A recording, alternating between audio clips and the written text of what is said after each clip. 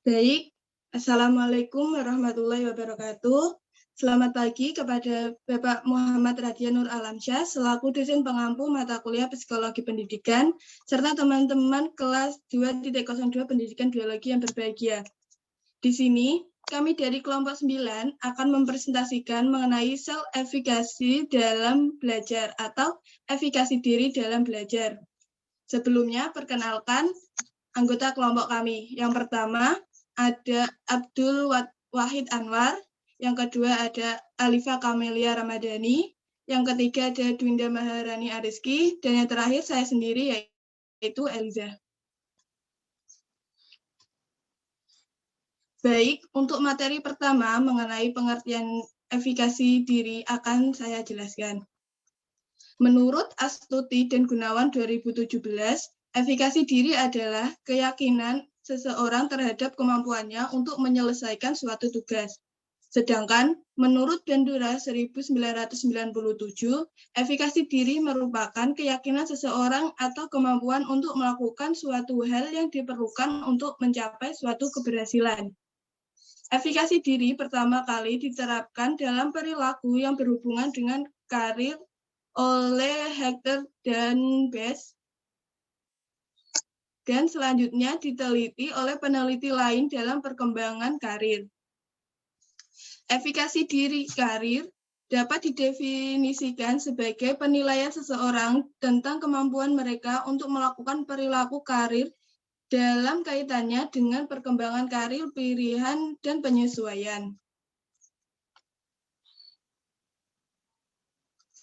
Kemudian ada konsep efikasi diri. Menurut Bandura, efikasi diri adalah evaluasi seseorang terhadap kemampuan atau kompetensinya untuk melakukan sebuah tugas, mencapai tujuan, atau mengatasi hambatan. Baron dan Bin 2004. Bandura juga menambahkan bahwa efikasi diri merupakan hasil dari proses kognitif yang terjadi pada diri seseorang atau individu.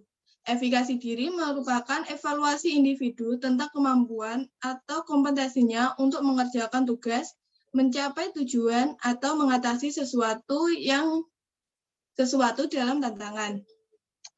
Dalam definisi efikasi diri yang sebagai keyakinan seseorang dalam kemampuannya untuk sesuatu bentuk kontrol terhadap keberfungsian orang itu sendiri dan kejadian dalam lingkungan seseorang manusia, di mana manusia tersebut yakin bahwa mereka dapat melakukan sesuatu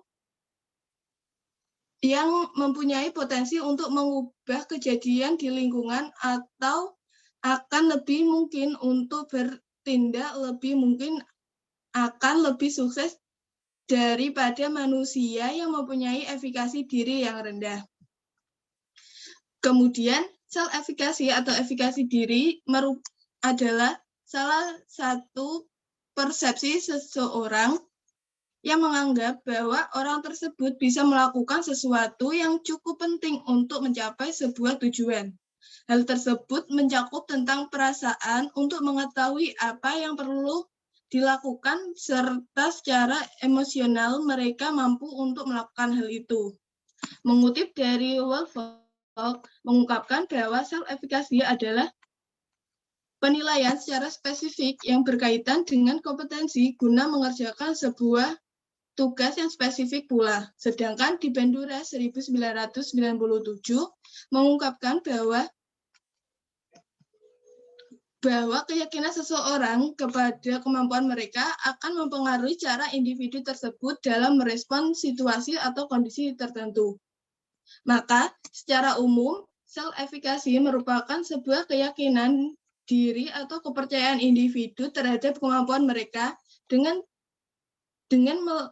melakukan suatu hal, menghasilkan sesuatu, mengorganisasi, mencapai tujuan mereka, dan juga mengimplementasikan tindakan guna untuk mewujudkan keahlian tertentu. Baik, untuk materi selanjutnya akan dijelaskan oleh Mbak Dwinda Maharani Ariski. Kepada Mbak Dwinda, waktu dan layar saya persilahkan. Baik, terima kasih Mbak Eliza atas waktunya.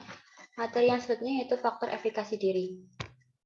Berikut beberapa faktor yang mempengaruhi efikasi diri, yaitu yang pertama pengalaman dan modeling sosial, yang kedua persuasi sosial, yang ketiga adalah kondisi fisik dan emosional. Untuk penjelasan faktor-faktor yang mempengaruhi yaitu yang pertama, pengalaman menguasai sesuatu atau mastery experience. Menurut Bandura, dalam Weiss, J, dan George J.F. pada tahun 2011, pengalaman menguasai suatu atau mystery experience adalah faktor yang paling mempengaruhi self-efikasi pada diri seseorang. Keberhasilan akan mampu meningkatkan ekspektasi tentang kemampuan, sedangkan kegagalan cenderung menurunkan hal tersebut. Yang kedua yaitu permodelan sosial atau social modeling. Kesuksesan atau kegagalan orang lain sering digunakan sebagai pengukur kemampuan dari diri seseorang. Self-efikasi dapat meningkatkan saat mengobservasi keberhasilan seseorang yang mempunyai kompetensi setara. Namun, self-efikasi dapat berkurang ketika melihat orang lain yang setara gagal. Secara umum, permodelan sosial tidak memberikan dampak yang besar dalam meningkatkan self-efikasi seseorang. Tetapi permodelan sosial dapat memberikan dampak yang besar dalam penurunan self-efikasi. Bahkan mungkin dampaknya dapat bertahan lama. Untuk yang selanjutnya yaitu persuasi sosial atau social persuasion. Dapat dari persuasi sosial terhadap meningkatnya atau menurunnya self-efikasi tentunya cukup terbatas dan harus pada kondisi yang tepat. Kondisi tersebut adalah bahwa seseorang haruslah mempercayai pihak yang melakukan persuasi karena kata-kata dari pihaknya yang terpercaya lebih efektif daripada kata atau dari pihak yang tidak terpercaya. Persuasi sosial paling efektif ketika dikombinasikan dengan performa sukses. Persuasi mampu meyakinkan seseorang untuk berusaha jika performa yang dilakukan terbukti sukses. Yang selanjutnya yaitu kondisi fisik dan emosional atau physical dan emotional status. Ketika seseorang mengalami ketakutan, kecemasan yang kuat dan stres yang tinggi memungkinkan seseorang akan memilih self-efikasi yang rendah, sehingga emosi yang kuat cenderung mengurangi performa seseorang. Om Roth pada tahun 2008 juga menyebutkan bahwa terdapat beberapa faktor yang mempengaruhi perkembangan self-efikasi dari seseorang. Untuk materi yang selanjutnya yaitu implikasi efikasi diri dalam pembelajaran yang akan dibacakan oleh Mas Wahid Anwar. Kepada Mas Wahid Anwar, waktu setelah layar saya persilahkan. Baik, Mbak Gwinda, terima kasih atas kesempatannya. Berikutnya ini ada implikasi efikasi diri dalam pembelajaran. Next, Mbak. Yaitu tolong zoom sedikit, Mbak. Lagi. Nah, terima kasih. Implikasi efikasi diri. Efikasi diri memiliki 5 efek utama terhadap perilaku individu, diantaranya yaitu pada tabel berikut di layar. Implikasinya yaitu yang pertama ada perilaku. Seseorang saat mengambil keputusan sering dipengaruhi oleh efikasi dalam merasakan pilihannya. Seorang yang memiliki kepercayaan rendah, dia akan memiliki performasi yang buruk. Kemudian yang kedua ada implikasi motivasi, yaitu individu dengan efikasi diri yang tinggi mengerahkan usaha lebih besar daripada efikasi diri rendah. Seorang yang percaya akan kemampuannya dalam performasi area tertentu memiliki motivasi yang tinggi dan selalu berusaha untuk sukses. Kemudian yang ketiga ada implikasi ketekunan dan komitmen. Seseorang dengan efikasi diri tinggi tetap gigih walaupun menghadapi rintangan dan menghadapi outcome yang negatif. Mereka akan meneruskan pekerjaan daripada kecewa. Kemudian yang keempat ada implikasi memfasilitasi pola yang dipelajari. Seseorang yang efikasinya tinggi berusaha memecahkan masalah. Seseorang yang efikasi rendah mempunyai pandangan akan kegagalan. Kemudian yang kelima, implikasi kerentanan terhadap stres dan depresi.